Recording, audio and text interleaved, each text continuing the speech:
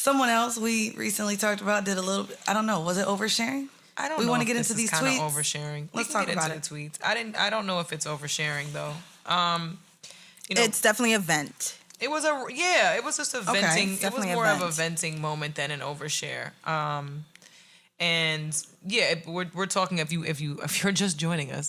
God, we're all anchor women today. Y'all notice that? Yes. We all have like an inner Ron Burgundy. Everybody got a Ron Burgundy voice. Well, thank you, Virgin. So ridiculous. Welcome back. No, K Michelle. I think she's still going. Is it Kimberly or is it K Michelle? I don't remember how. I don't know how she wants to be. No disrespect. It's like the Diddy Puff Daddy and Diddy Bop. Yeah, I keep up. Didn't want to get it wrong, but yeah, no, she was on Twitter and she was talking about a girl that was in her DMs talking about her husband was cheating on her and she's got her family going through. Her grandmother had a stroke. It's a lot of personal information that she shared on Twitter, and then said she's just tired of being lied on. She can't take it anymore. The girl DM'd her and said her husband is cheating. Mm-hmm. Yes, and then the husband got mad because she entertained it and wrote her back. Right.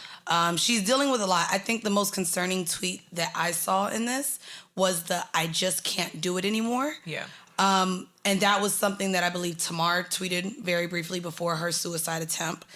We've actually seen this from a lot of celebrities recently, and it's not only is it triggering because it is a conversation back to mental health, but saying you can't do something anymore.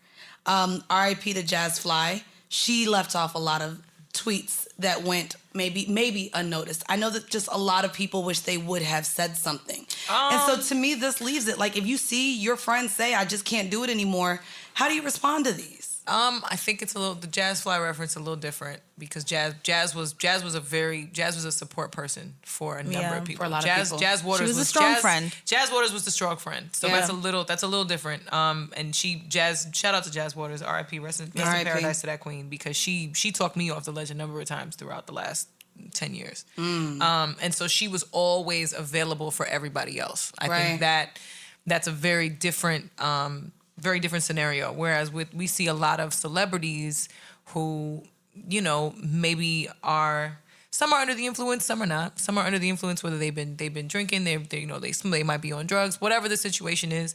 But they give us, an insight into what they're going through on social media. And it's not to belittle or demean any of their experiences or any of their trauma that they're dealing with. But again, I go back to it's always about the how and not about the what. The what is the fact that this is a cry for help, right? It is. Yeah. The how to me is are we in these moments making sure that we are reaching out, but also that we're going through the proper avenues. I think it's really tough when mental health in general is a tough conversation for a lot of people to have. You can be a celebrity and have seemingly everything together and all the money in the world and still be, fighting demons all the time. And I think we've seen more of that than we have people crying wolf, So it's tough. It's a slippery slope where that's concerned, because I never want to take something too lightly. You know what I'm saying? You never want to dismiss or kind of like shrug off somebody's saying they don't want to do it anymore, they can't take it anymore. But I also think, if we have access to people like that, then it's important to reach out and make sure that they are okay. But it's tricky for me because I don't like to share that kind of stuff on social media. I agree. You know what I'm saying? I'm not, no matter what the case is, even if I feel like I have nobody to talk to, which I rarely do, thank God. I have some good people around me, some good friends, I have some great hoes and bitches, you know what I'm saying? Like Mandy right here, that I know would hold me down in a heartbeat if I needed something. For sure. But I think not everybody feels that way, even if they do have access to it. So people are human. They're human. In K. Michelle's situation, just reading these DMs, she has her grandma that just had a stroke. So there's a family aspect involved where everybody's relying on her financially, emotionally, because she's in a position of, you're the star, you're the one, the breadwinner, so we need you. So she can't even, it seems like she can't even go to family and be like, look, guys, I am tapped out, but also, emotionally. But you're getting frustrated. the DMs. She also says, I have people making fun of my surgery and health, and a random dude I never slept with lying on me. I think a lot of this is coming from social media. So the fact that you cry on social media, Right. you have to disconnect yourself. Yeah. You just have to. I mean, I even said it last week. I try to steer clear of comments. Yeah. Because when I you don't. know that you're going to, we know you don't. She ready. Just I'm in so there. you know. I'm in Please there. want to fight. Bridget I'm in said the next comments. time. I'm Bridget in the said comments. next time you want to say something to her, Challenge. I am Bridget Kelly. Challenge. She wants to hear it. No. Get at me, dog.